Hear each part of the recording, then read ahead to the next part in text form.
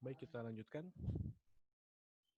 Karena tadi di awal jenis makalah yang akan dibuat atau jenis teks yang berargumentatif ya, itu dikenal dalam teori-teori menulis sebagai jenis teks hortatory atau analytical exposition atau eh, tulisan argumentasi ya.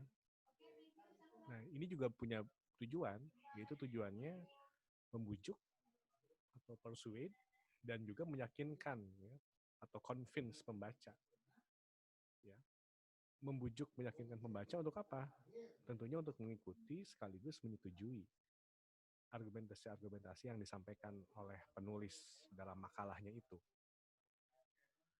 Sebetulnya selain jenis argumentatif, banyak jenis-jenis yang lain, namun kita tidak akan membahas jenis-jenis yang lain itu. Tapi saya ingin sampaikan, misalnya jenis naratif ya, itu ketika kita ingin membuat tulisan berjenis atau bergenre naratif, berarti kita akan membuat sebuah karangan atau cerita fiksi gitu.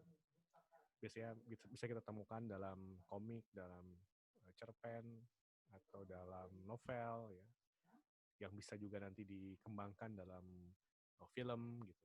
Itu semuanya berjenis narasi atau naratif ya. Kemudian ada lagi yang jenis teksnya discussion. Kalau discussion biasanya menyampaikan dua argumentasi yang berbeda. Jadi perdebatan.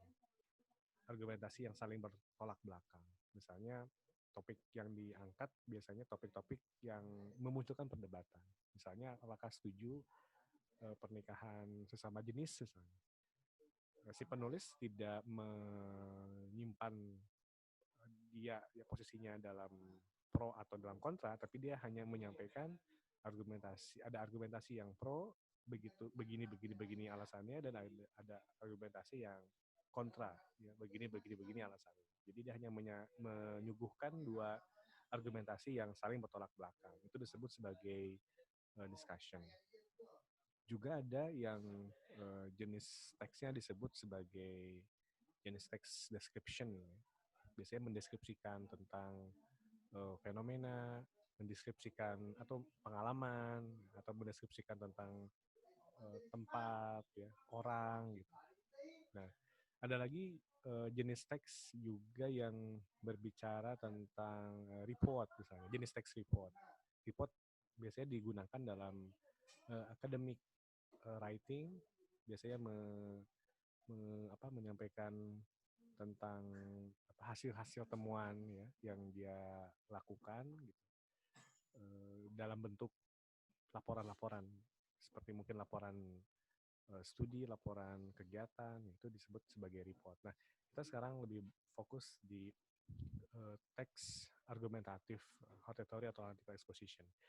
Kalau diskalakan, mana yang lebih sulit? Sebetulnya semuanya memiliki karakter yang berbeda-beda.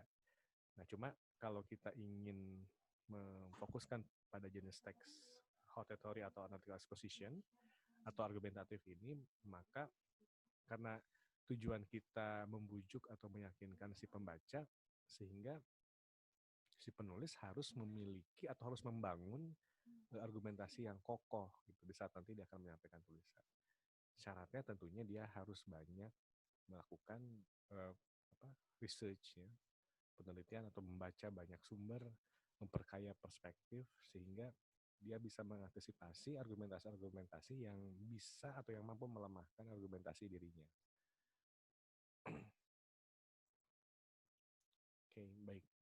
Nah, kurang lebih gambarannya seperti ini. Jadi kalau kita mau membuat sebuah tulisan atau merencanakan membuat sebuah tulisan yang berargumentasi ya, tentunya argumentasi kan lebih seru kalau topiknya yang diangkat topik yang aktual, yang hangat ya, yang hot issue. Nah, ini isu hangat, otomatis ya kita harus mengikuti apa yang informasi yang terupdate, yang terbaru. Tidak hanya informasi terbaru, tapi juga yang menjadi diskursus, jadi yang mungkin diperdebatkan atau mungkin dibahas di berbagai macam kesempatan, ya. Sehingga kita bisa sebut, oh ini isu hangat.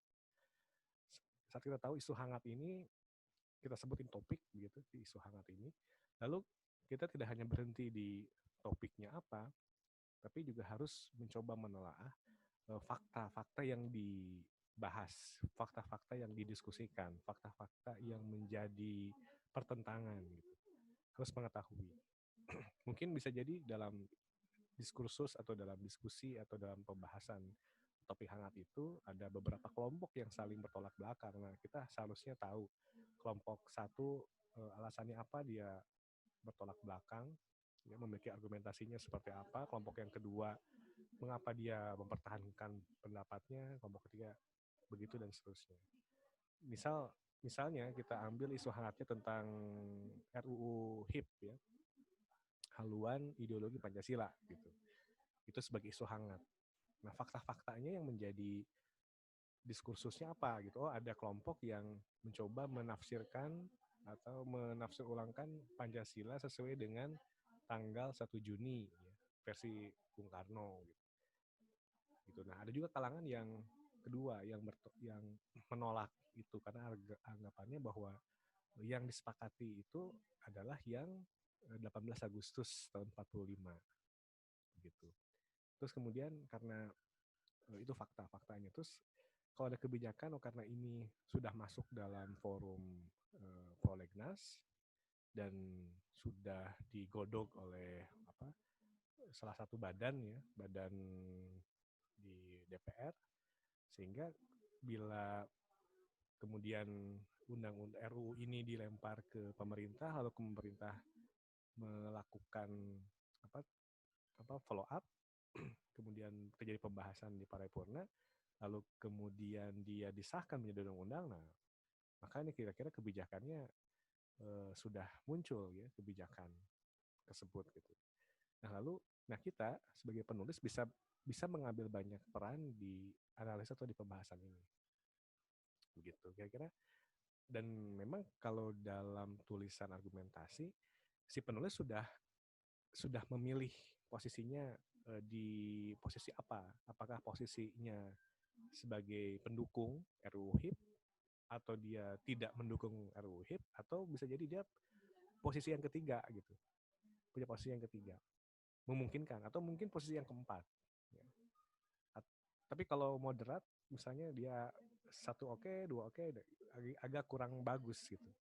Di dalam argumentasi dia harus firm, ya, harus tegas memilih posisinya dia ada di mana. Nah, sehingga karena kita mencoba dalam konteksnya kita mengambil Islam sebagai perspektif, nah ini kira-kira kalau dalam perspektif Islam seperti apa nih pembahasannya itu. Nah, argumentasi 1, 2, 3, 4 ini kalau kita coba sederhanakan, ini menjadi identifikasi. Jadi identifikasi ini ada di kolom 1, kolom 2, ya.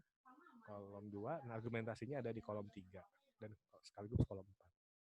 Begitu. Ini yang kita sebut sebagai skemanya, ya, skema dalam argumentasi, skema dalam tulisan yang bergenre argumentasi. Baik, berikutnya kita akan bahas di video selanjutnya.